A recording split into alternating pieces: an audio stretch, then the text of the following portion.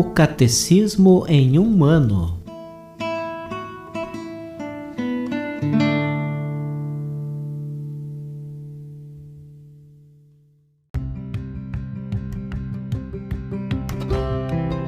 Olá, eu sou Gabriel, seminarista da Diocese de Ponta Grossa, no Paraná. Você está ouvindo o podcast O Catecismo em um Ano. Vamos ler todo o Catecismo da Igreja Católica ao longo de 365 episódios.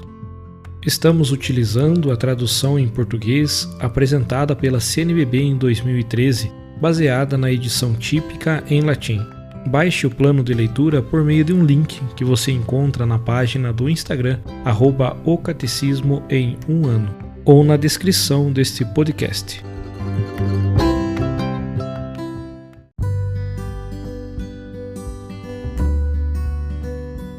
Dia 301 do podcast O Catecismo em um Ano.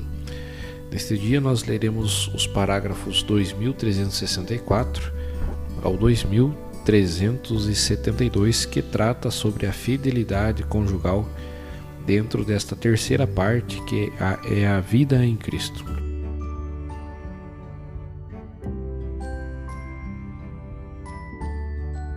A fidelidade conjugal.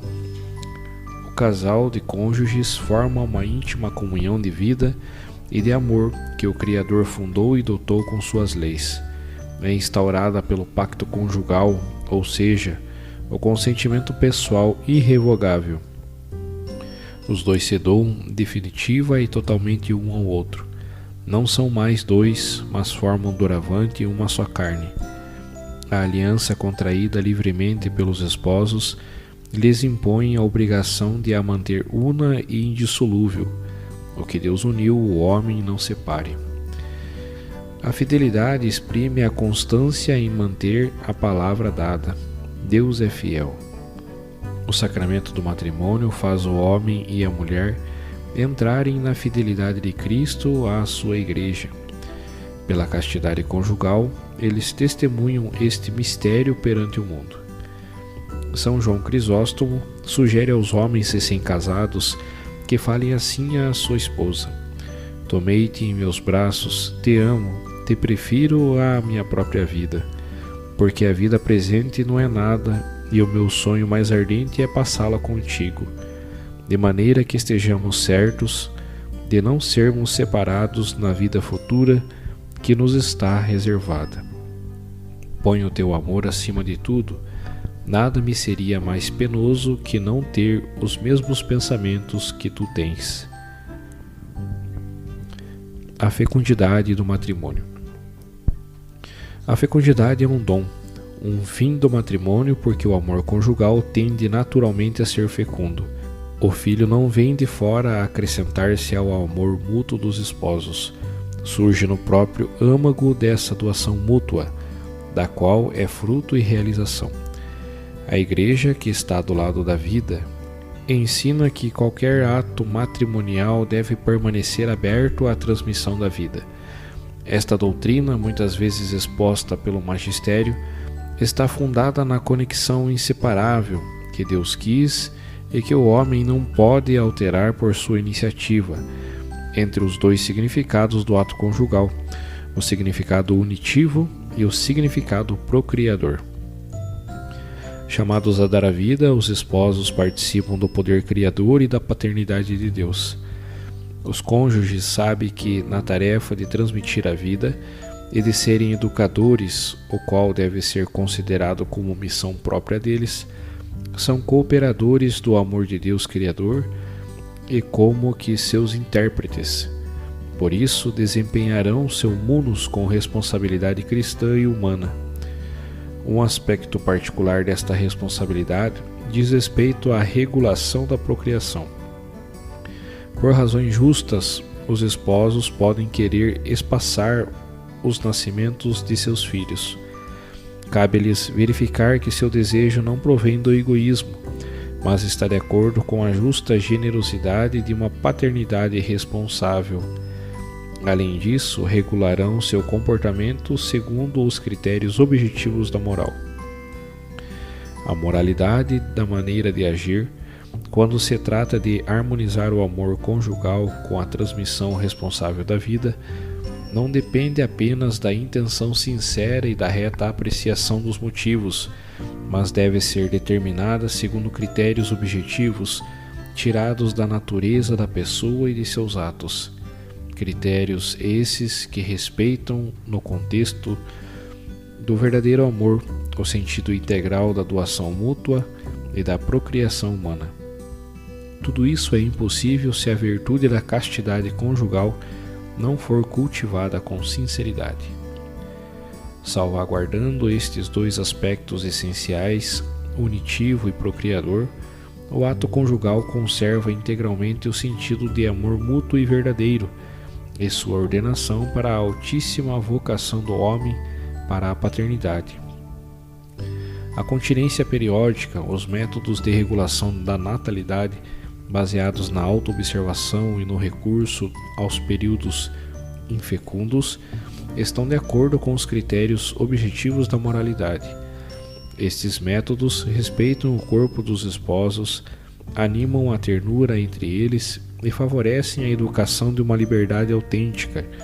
Em compensação, é intrinsecamente má toda ação que, ou em previsão do ato conjugal, ou durante a sua realização, ou também durante o desenvolvimento de suas consequências naturais, se proponha como fim ou como meio tornar impossível a procriação. A linguagem natural, que exprime a recíproca doação total dos cônjuges, a contracepção, impõe uma linguagem objetivamente contraditória, a do não se doar ao outro.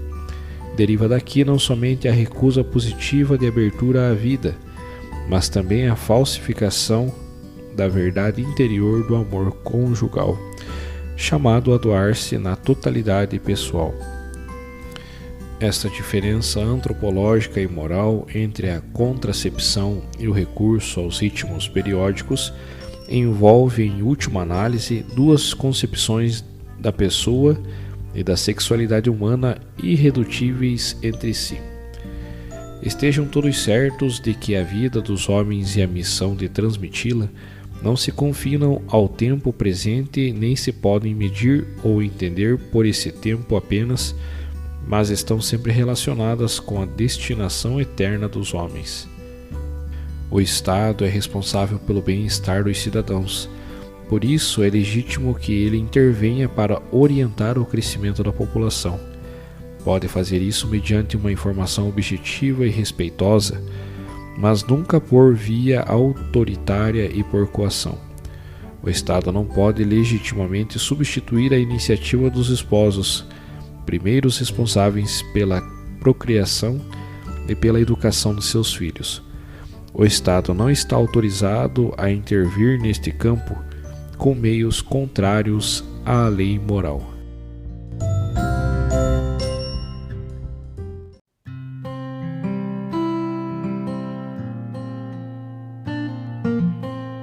E como leitura complementar para este dia, nós leremos a catequese do Papa João Paulo II no dia 11 de julho de 1984.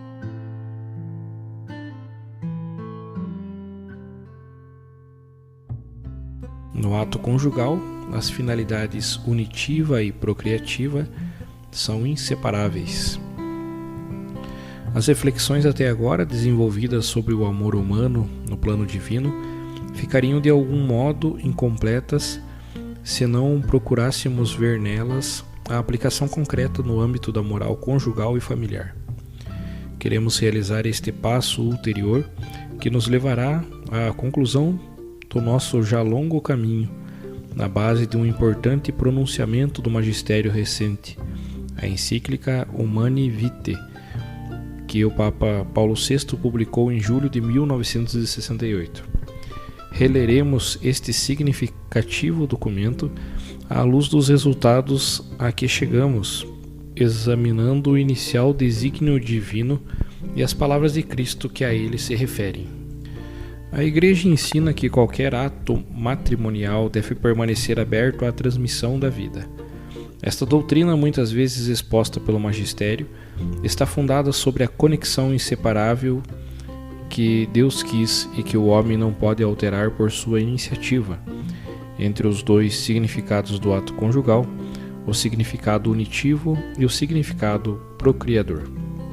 As considerações que me proponho fazer referir-se-ão particularmente ao trecho da encíclica Humanae Vitae, que trata dos dois significados do ato conjugal e da sua conexão inseparável.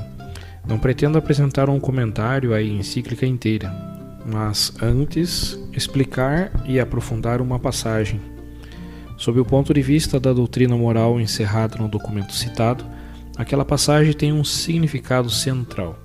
Ao mesmo tempo, é um trecho que se relaciona intimamente com as nossas precedentes reflexões sobre o matrimônio na dimensão do sinal sacramental.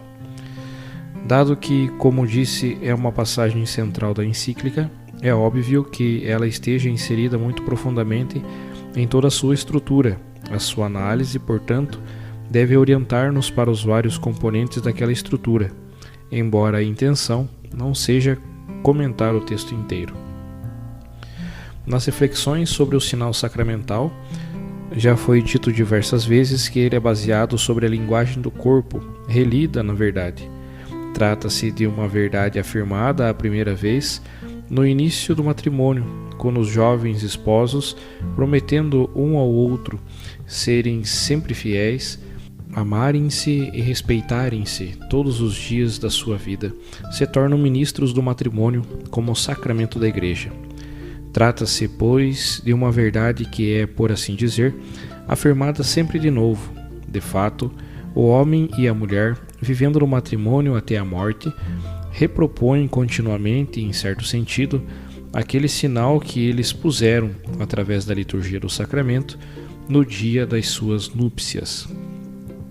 As palavras acima citadas da encíclica do Papa Paulo VI dizem respeito àquele momento na vida comum dos cônjuges, em que ambos, unindo-se no ato conjugal, se tornam, segundo a expressão bíblica, uma só carne. Precisamente em tal momento tão rico e profundo de significado, é também importante, de modo particular, que se releia a linguagem do corpo na verdade.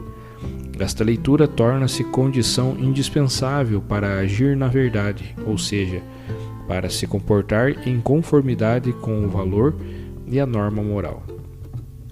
A encíclica não só recorda esta norma, mas procura também dar-lhe o adequado fundamento.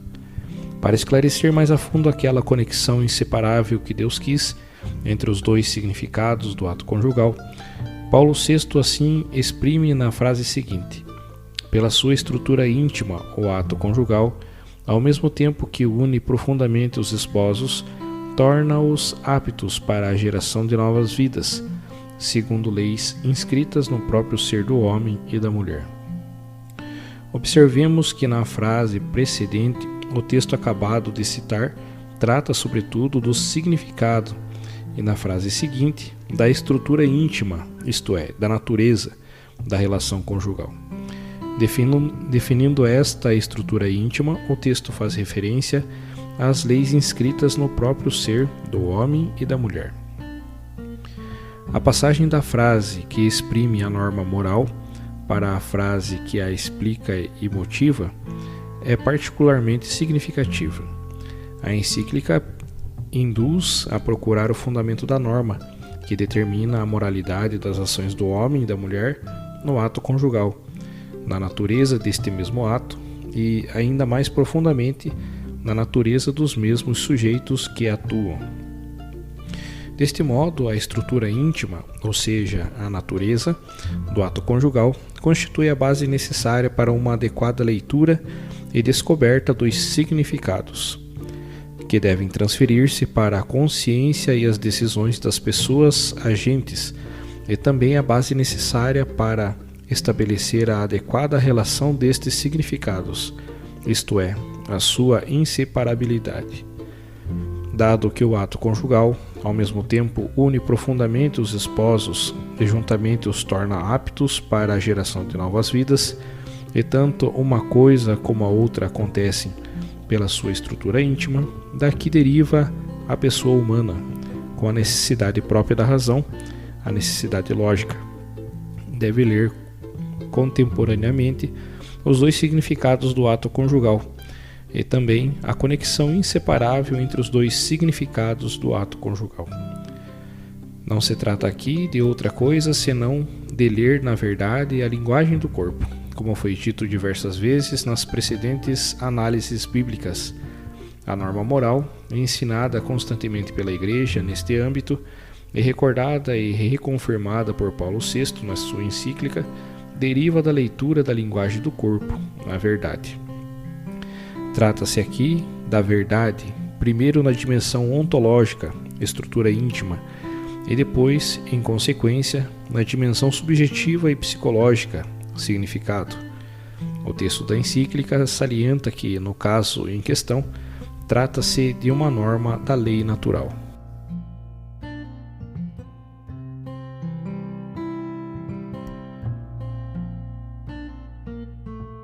Os textos dos discursos papais encontram-se na íntegra no site da Santa Sé, vatican.va.